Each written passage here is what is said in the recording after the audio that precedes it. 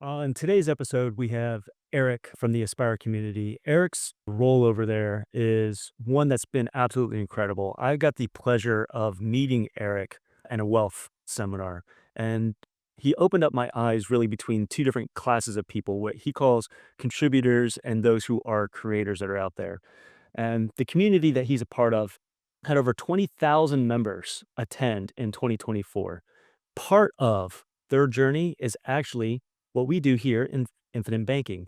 They call it family banking. And as we go through the story, this is probably going to be a two-part episode where you hear how he got started going from a pastor out in the biggest little city in the world, Reno, Nevada, to what he's doing today, building this massive, you know, ecosystem of like-minded aspiring entrepreneurs and professionals to really take back that control in their system. Jason, what did you really get from today's episode?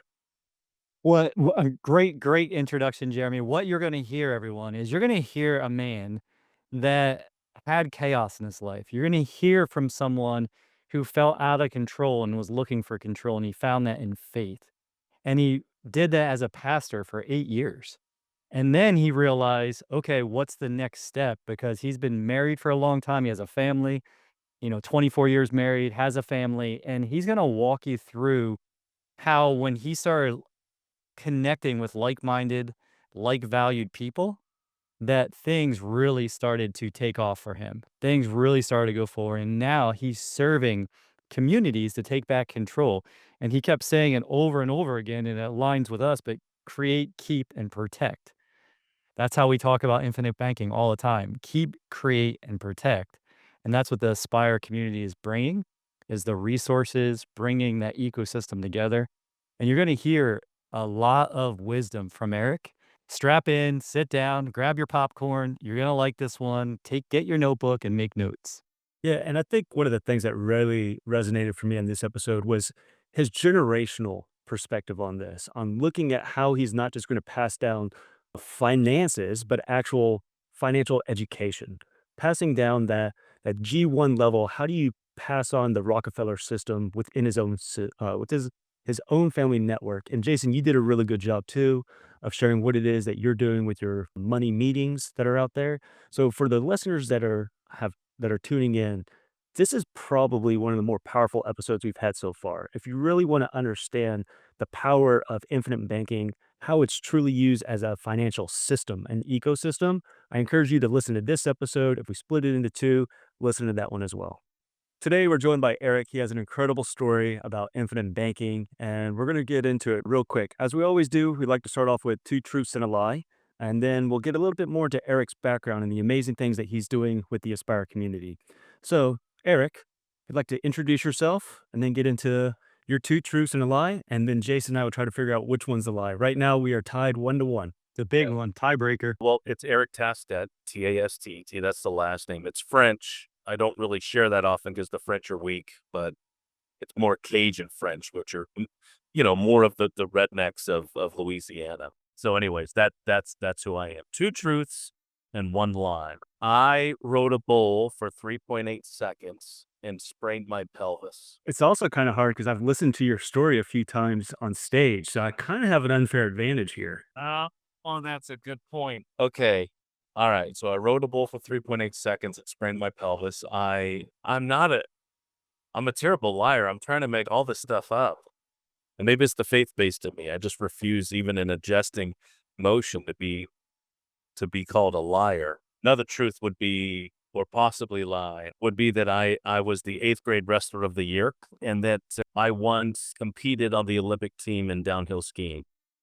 All right. Jason, you're up. You're on deck. Well, since Eric used kind of weirdly specific details like spraining his pelvis, I'm going to say that is true. On the bull ride, I'm going to say that he was, in fact, the 8th grade wrestler of the year. And he's never done any kind of competition, Olympic style or Olympic level with anything, much less skiing. So that's going to be my two truths and a lie. So I know that he lived out in Nevada and Oregon for a while. And I'm not a skier, but I assume that he has the ability to go out and do skiing. I'm just going to start off right off the bat and say, I think he's trying to fool us. I think the first one, the bull riding, is the lie. That's what I'm going with. Eric? Jason was spot on. Now, granted, I love skiing and I ski competitively, but not in competition. So that's the lie. But yes, I did sprain my pelvis riding bulls in my earlier years. And I indeed was the eighth grade wrestler of the year, which, most people need my autograph for that. So hopefully your audience doesn't. You don't want to mess around with wrestlers, man. Even if you wrestled back in 8th grade, you don't want to mess around with wrestlers. So that's It's the cauliflower ear. So I wasn't. No. Yeah. My career ended in high school. I didn't continue. Yeah. Jeremy, I wrestled for 4 years too and wrestled varsity. And look, I was terrible, but there's no cauliflower ears here either. And I know if you're listening to us, you obviously can't see our ears, but that is a good tell if someone's a wrestler or not, a grappler. That's good. But that's a good hint with Jeremy, though, because he knew I was out in Nevada and Oregon. So I guess I stumped you. I'm sorry. Now I guess Jason's in the lead.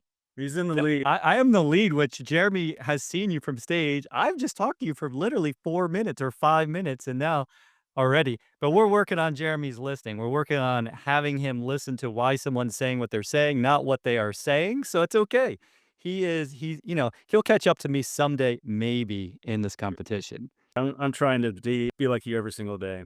So getting back into like Nevada, Eric, you have an interesting story of going out there and being a pastor for 9 years, right? Can you share a little bit about how you did that and then how that transitioned a little bit over to your IBC journey? So, yeah, I graduated college in the year of our Lord 2003, and various different roles in ministry work or ministry leadership is what happened. And then in 2010 or 2008, rather, my family, we were in the Chicago area where I was on staff at a seminary, Bible college and stuff. So Reno came up. My father lived out in that area, and my brother, that was really about it. But as we did research on church planting, we thought, we're pretty sure the Southeast is locked down. They call it, the Bible Belt. And, the Midwest is kind of like the belt buckle of the Bible Belt. You could debate within the church world where that's, well, this area or that or whatever. But we knew out West was not as well churched. And I use that term loosely. But Reno is the second least church city in America per its demographic. So that's across the board, from Catholicism to Satan worship to, any kind of Protestant, essentially, or evangelical Christianity. So the stats prove that, well, this is a good spot to go. So that's where we went out. We planned and started from scratch. It's just like, starting a business in the sense of, starting from scratch and getting the word out, marketing, knocking doors, all that other stuff, the hard work to put in. So yeah, we did that for nearly a decade. And then moved out to Ohio, where I pastored for another year. And I just realized, I need to take a sabbatical from this, just because where I found myself as a connector of people, I'm not, because I grew up in the streets.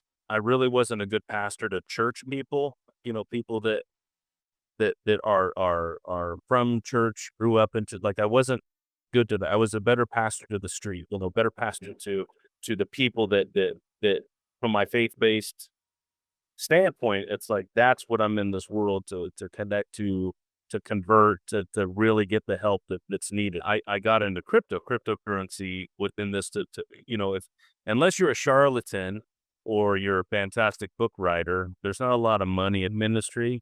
Okay. So I had a wedding business when we pastored in the Reno Tahoe area. Tahoe, just a great destination for weddings. So that's what I did there.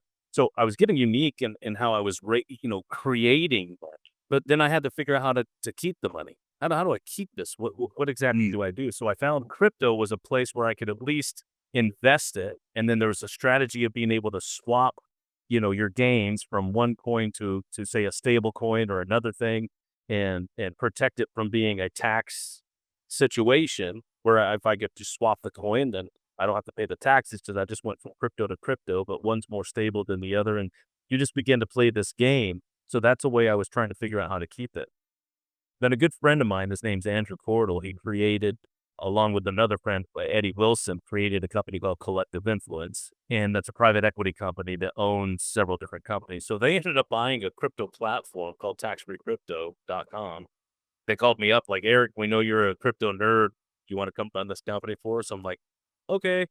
So then I learned even more within the process of this. The creation was kind of easy on how to create the money from various different streams of income, investments, or whatever.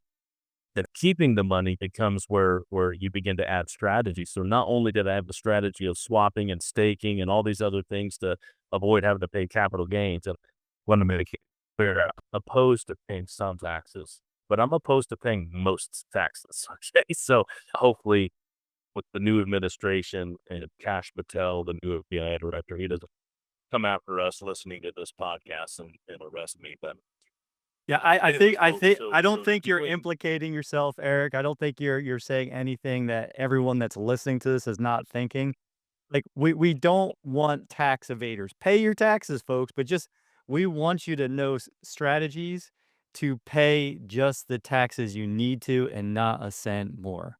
Uncle Sam does not need more of your money than he already has. He already has lots of ways to get your money. They've been making up schemes for that 7,700-page rule book, which is actually a coupon guide. If you learn, I'm still learning, but Eric, I appreciate you already sharing that you've seen like, hey, there are better ways to do things. So how does going from faith minister of the streets to crypto taking control of your taxes, like, and right now I hear the words control, I hear the word serving, like, just kind of speak into that a little bit more. yeah, yeah.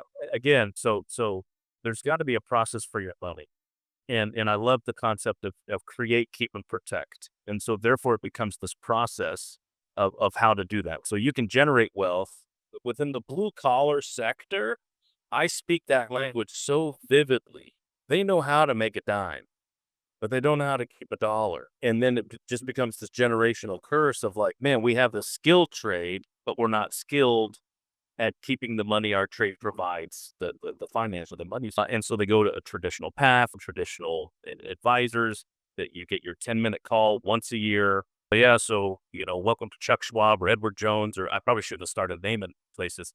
Here's your 10-minute call. I'm going to move your money, do a thing. And you're like, oh, great. Yeah, go ahead. You don't know what the fund is. You don't know what their spread is. You don't know what the fee is. You're on this robotic thing. As I got deeper into the crypto world, you'll understand in a decentralized world, like it is this Braveheart-esque feeling of freedom. Like, I'm not controlled by anything. I love the idea of freedom.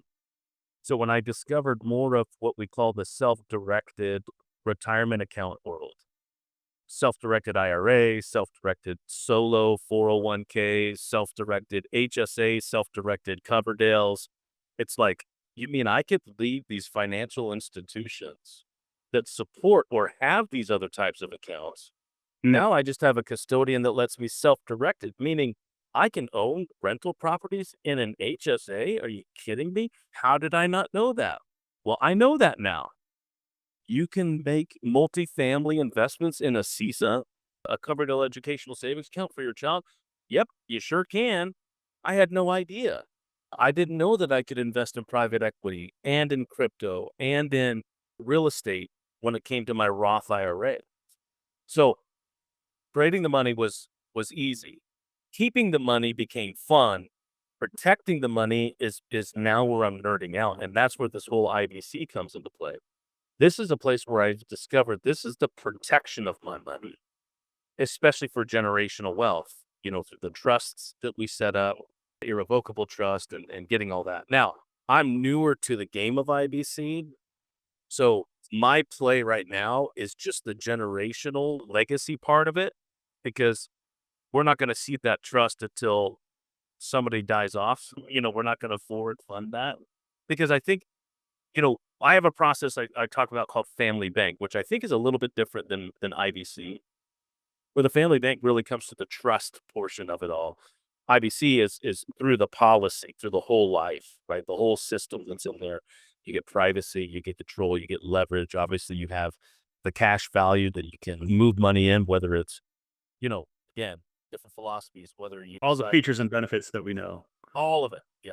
Yeah. So, The so when it comes down to, infinite banking, really, I think that we typically focus on 3 different pillars, right? We've heard the stories of people who use infinite banking to help get out of debt, recapturing that interest, putting it back into their own banking system. we've heard the story and I've told my story specifically over and over again, where I use it as an opportunity fund. I use it to help grow my wealth. In terms of, the create, keep, and protect portion of it, I actually use it for creation. I help Mm. grow that part. And if I'm hearing correctly, you really focus on that protection, that legacy piece, passing along generational wealth. We've heard you mentioned Eddie Wilson, third generation, I believe 70 banking policies inside of his family network, and hearing how he used infinite banking as a kid, not knowing any different other than going to the Wilson family bank to pay for his college loans, Yep. right? He was actually using it as part of that creation as well. But your focus, if I'm understanding correctly, is more on the legacy side. Can you explain a little bit more on that? On how you Yeah, here's how I've sort of understood it. Because I've seen how Eddie Wilson and Andrew Cordell, both of my bosses, have done this. Eddie is the great grandchild of a guy that did it in the 19 teens, 1920s kind of a thing. Wow. There's been maybe 12, a dozen or so people who have passed away. The trust, being the beneficiary of all those policies, has funded the family bank. Within that family bank process, his great grandfather or great grandfather created a pension fund. So anytime a Wilson turned 26 years old, they were given this pension for 8 years. But the rules within the trust were that you couldn't tell any Wilson before the age of 26 they were getting it, because great granddad dad was either like, you're a ding dong by the age of 26 and you don't know what you're doing. So you just wait for that money to come, or you have your stuff together and this 8 years of a pension is just going to be like, oh, sweet, a bonus. Let me reinvest this money. So that's kind of the philosophy of that it came from. So when you hear, for example, within our mastermind, which is also a networking, also a investing network, when you hear Eddie come and say, "Hey, we have another multifamily opportunity we're bringing to the group," I have personally invested my funds 100%, guarantee you. He just pulled out another policy, front loaded it with like 150K, waited his 30 days, took out the 75 to 90% he was allowed, however it structured it, in order to make that investment. I can't play that game right now. My game is in the generational. So I'm more focused on the death benefit. I want a higher death benefit at this moment. Now I have some, convertible term that helps it get there, and they convert it, when it's hopefully my health is still in order at that point. So that's where my focus is, while I'm using my Roths, my HSAs, my Coverdales, to do all of this other money movement opportunity that you can still do within the IBC system. That's my arm of creation over here in the tax incentivized or tax-free zones of these other self-directed accounts.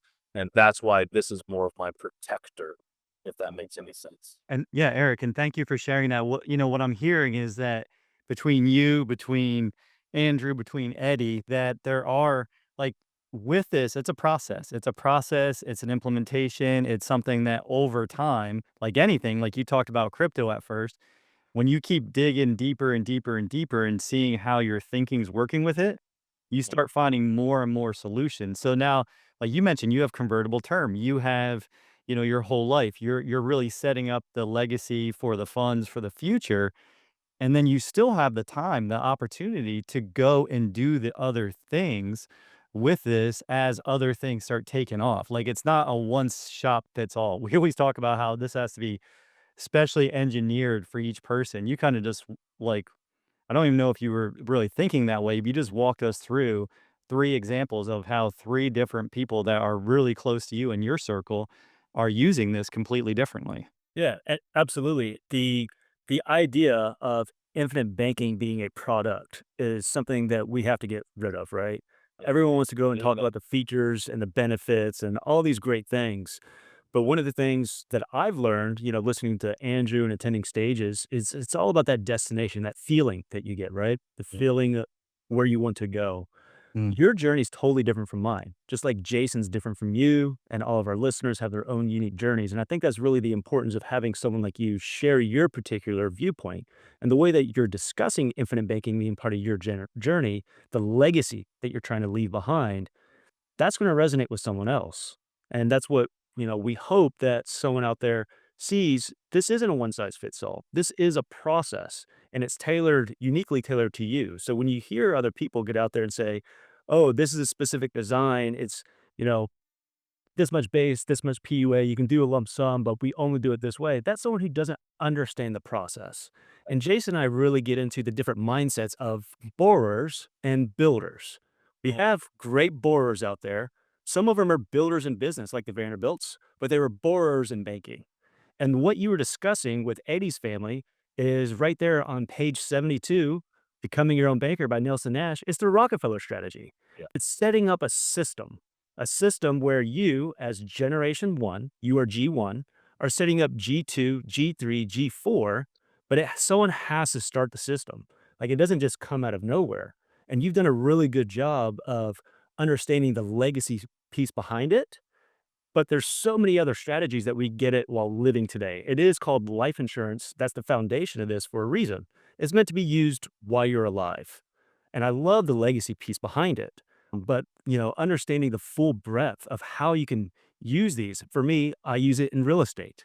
I use it to accelerate my real estate developments. And I also use it in wealth building when it comes down to my businesses. And so understanding like your story and how you told a little bit about Eddie's, Andrew's, but yours, we haven't had anyone really talk about that legacy piece behind it. So as you're going through, and I think that maybe you didn't, I want to hear a little bit more on the educational side. Eddie's family, you said, sets it up where no one knows about it till age 26. What are you doing to pass on that financial education? Because if you really do look at the Vanderbilts versus the Rockefellers, there is a massive gap in financial IQ, let alone financial EQ. So how is it that you are setting up G2, G3? How are you passing on not just future legacy, like monetary legacy, but the knowledge behind it as well? What is your plan and your structure for that? That's a fantastic question. Currently, I have 4 daughters because I'm Wow. being judged by the God of the universe for crimes against humanity as a teenager, I think. What are their ages? We just had someone here, my teammate of ours, that had 4 daughters stay with us that were all under 4. We had a 4-year-old, a 3-year-old, a 2-year-old, and a 5-month-old at our house during the Nelson Nash Institute. So how old are your daughters? So I'm 44. I'm going in my 24th year of marriage. So my oldest is 21, then 19, 17, and then 14. So 2 are in college. My 2 oldest are in college, which debt-free degree, those who are listening, hey, if you didn't have a CISA, Coverdale Educational Savings Account, I know people that have paid for their college through their policy, through their IBC system. I was not yet set up at that point. We had just saved up for the kids. I was a Dave Ramsey disciple for many, many years. So everything debt free, paid for all of our houses. I had a credit score of 0 and I was super proud of it. But within his network, he doesn't teach money movement. So when you jump into the idea of understanding money movement after you have a good relationship with money, through I would say the bulk of the masses of America probably need what Daddy Dave is teaching because they need to have a good relationship with money or understand it well enough. Then you could become a money mover. And that's essentially what I've lived my life these last several years. So Congratulations on your graduation from that. And I'm glad Daddy Dave, as you just called him. I've never heard anybody say that, but I'm glad Daddy Dave didn't break your brain. I'm glad he didn't keep you putting your money in coffee cups and stuffing it in the yard and burying it in certain places and stuff like that. So congratulations on that. Thanks for joining us on WealthWise Banking. If today's episode inspired you, please subscribe, leave a review, and give us a like. It's a simple way to help others discover these empowering strategies and join our community. Together, we're building a network of people who believe financial freedom is within everyone's reach. Remember, financial independence is about making every dollar work for you, one step at a time. Until next time, stay inspired, stay in control, and keep building your legacy the wise way.